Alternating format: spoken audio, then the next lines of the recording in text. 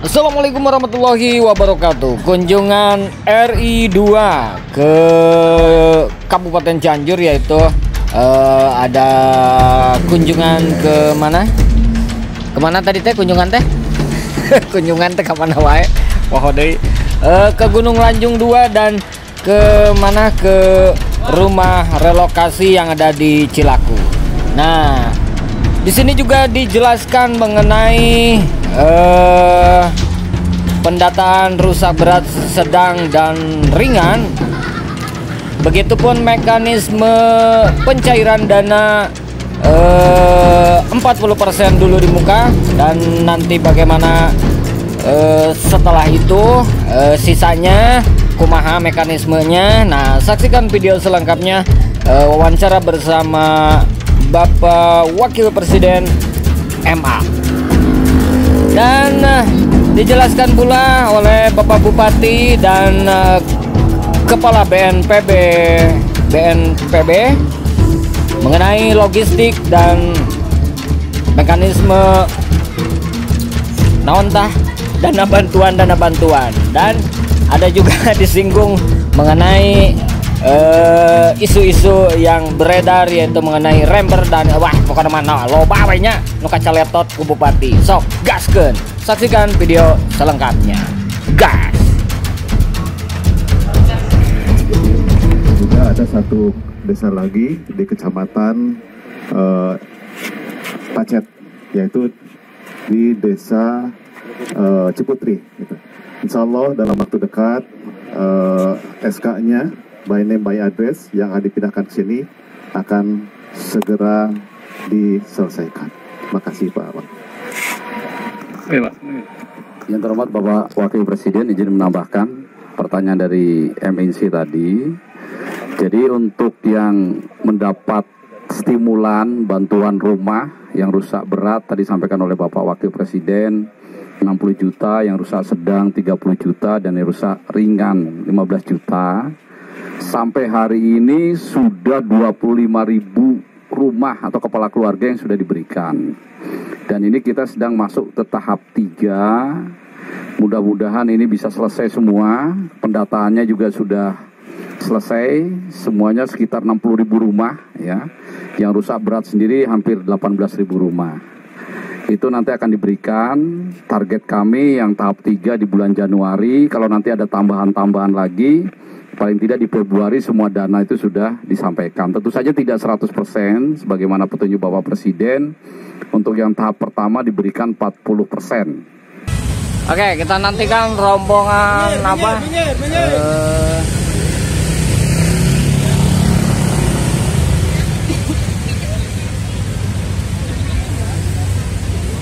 Eta angkot tuh tingali wanian angkot.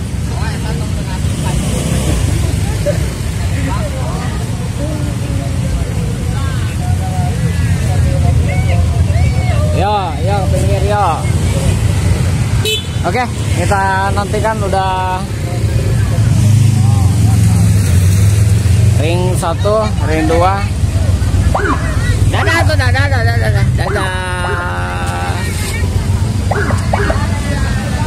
Oke, mereka ini ada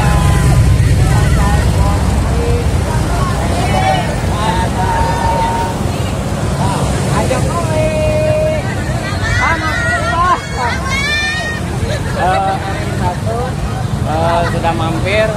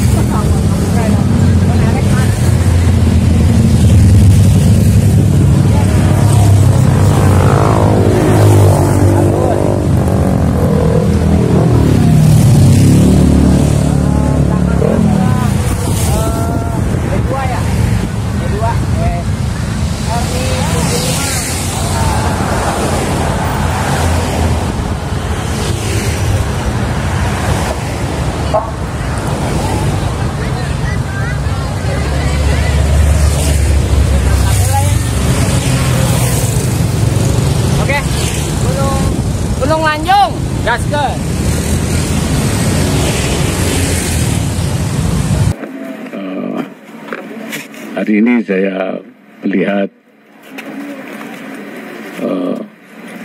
situasi setelah dilakukan upaya penanganan, tanggap darurat dan tindak lanjut daripada gempa di Cianjur sesuai dengan arahan Bapak Presiden bahwa mereka yang rumahnya rusak, ada yang berat, ada yang sedang dan ada yang ringan. Yang berat diberi tambahan, yang tadinya itu hanya 50 juta sekarang 60 juta. Yang sedang, yang dulu itu aturannya cuma 25 juta, untuk Cianjur ini dinaikkan menjadi 30 juta. Yang ringan yang dulu 10 juta sekarang ditambah 5 juta menjadi 15 juta. Dan yang di daerah yang patahan, apa istilahnya itu, epicentrum gempa, itu dilakukan relokasi. Salah satu tempat relokasinya di sini, ya, yaitu 200 unit, seluruhnya berapa, Pak? 1000-an yang direlokasi. Adapun rumah yang dibangun yang tidak direlokasi di tempat yang lama itu dibangun oleh pemilik, boleh juga kalau tidak dibangun oleh pemerintah dengan dana yang ada. Tetapi konstruksinya harus konstruksi yang tahan gempa, karena ini masih wilayah-wilayah. Tapi kalau yang direlokasi ini daerahnya aman, ya, dari gempa. Barangkali itu. Jadi selama ini memang belum seluruhnya diberikan yang tidak direlokasi, tapi bertahap, ya, tahap 1, tahap 2. Saya kira itu yang saya lihat.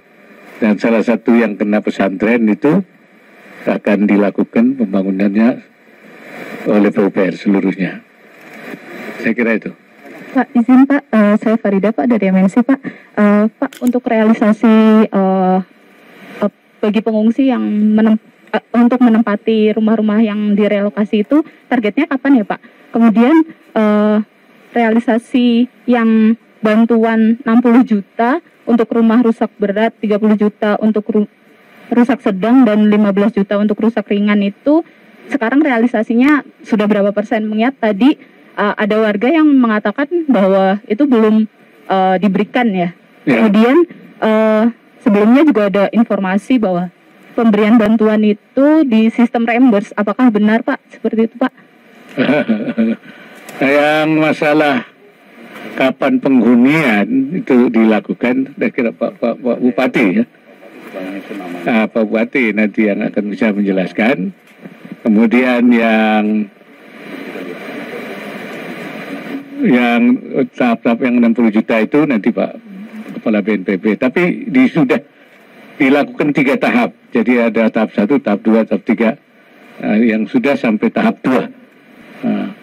Kemudian yang masalah yang apa nanti urusan apa betul itu isu itu nanti saya kira Pak Bupati nanti bisa menjelaskan. Silakan Pak Bupati untuk ya.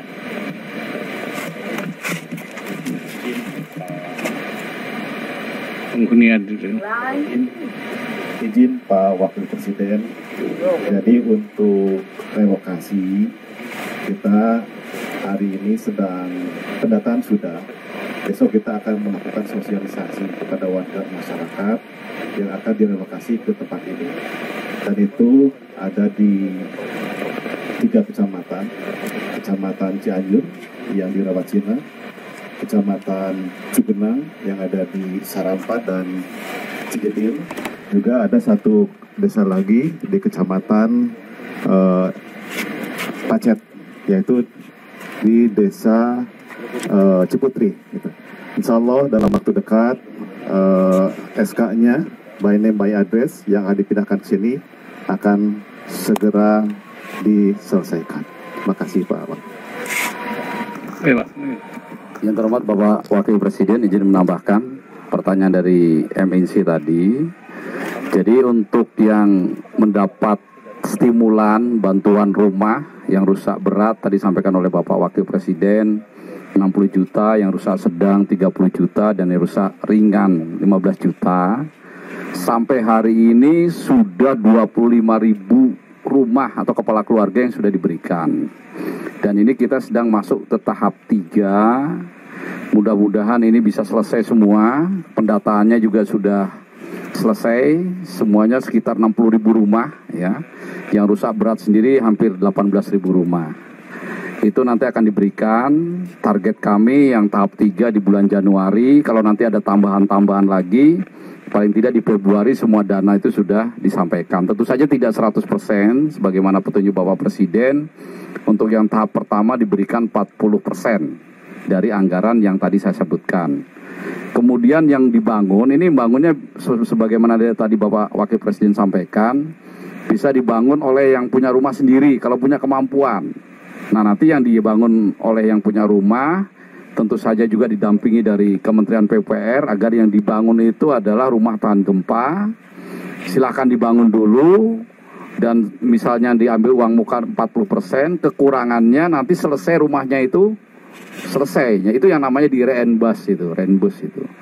Kemudian yang tidak punya kemampuan dibangun oleh TNI Polri, BNPB maupun pihak ketiga. Nah pihak ketiga itu terkait aplikator-aplikator yang selama ini selalu membantu masyarakat dalam pembangunan rumah tahan gempa di beberapa wilayah lain. Mungkin seperti itu. Terima kasih.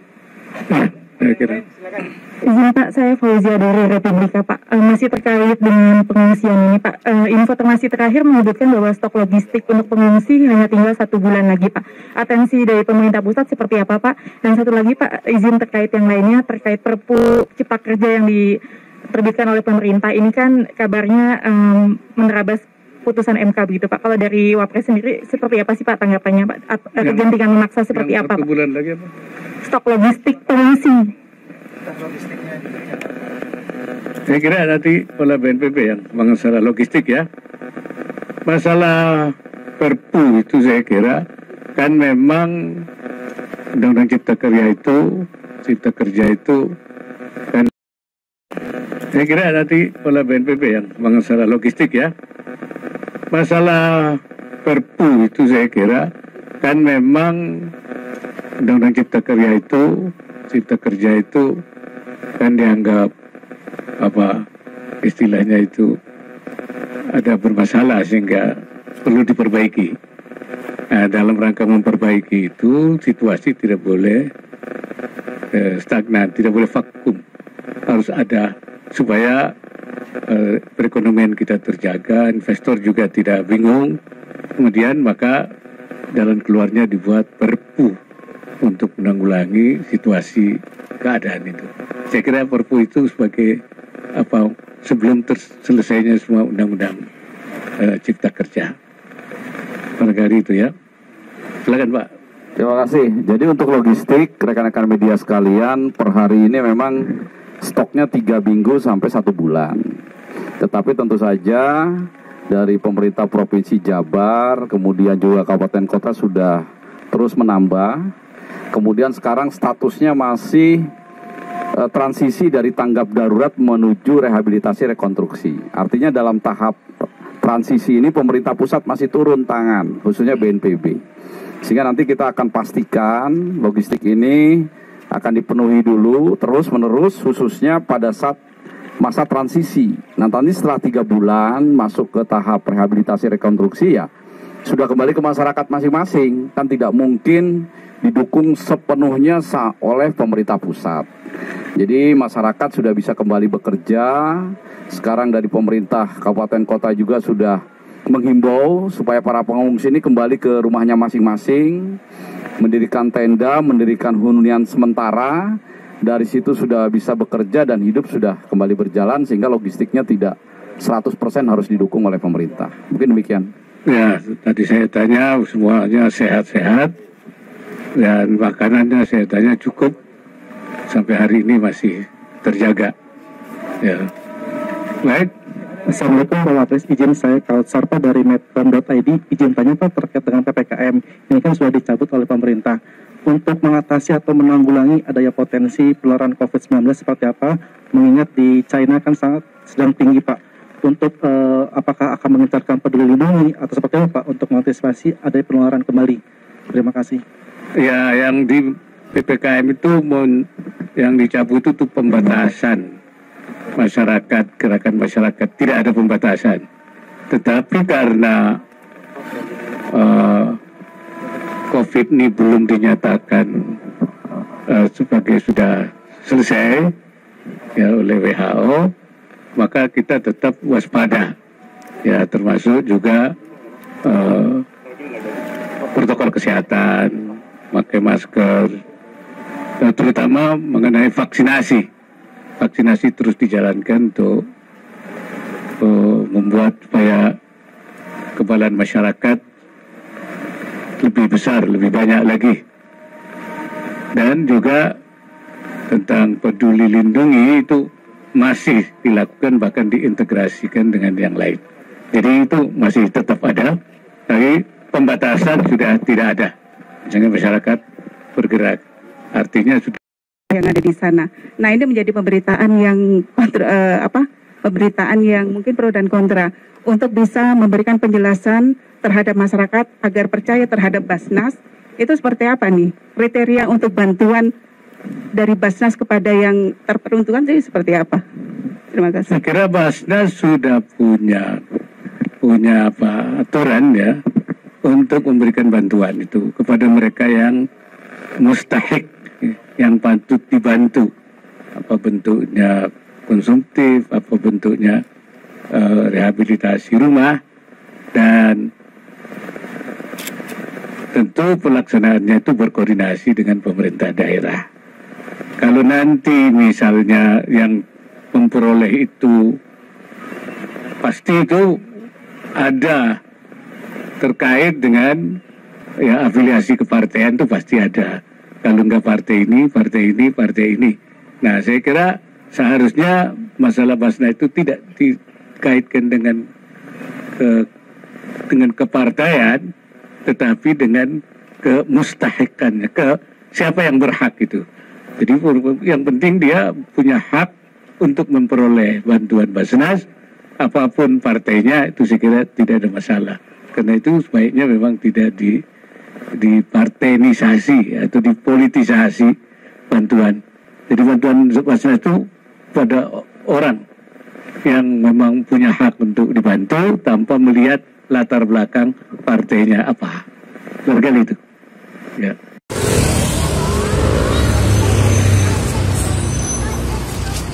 Oke, bentar lagi lintas pajak kami. Yuk.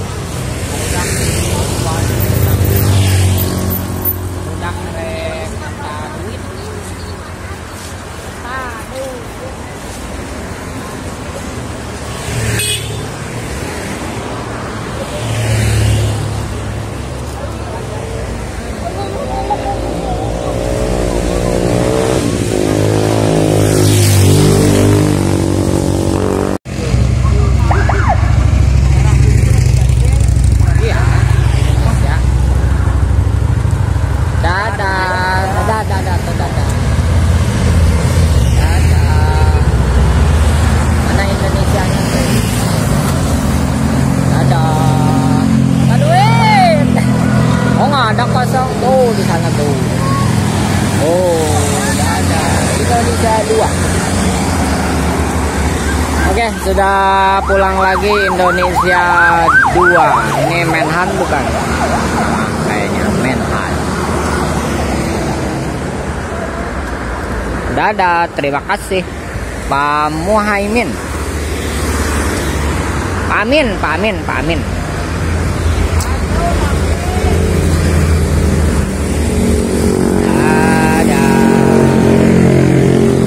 Di tutungwan tadi lilanya di ditunya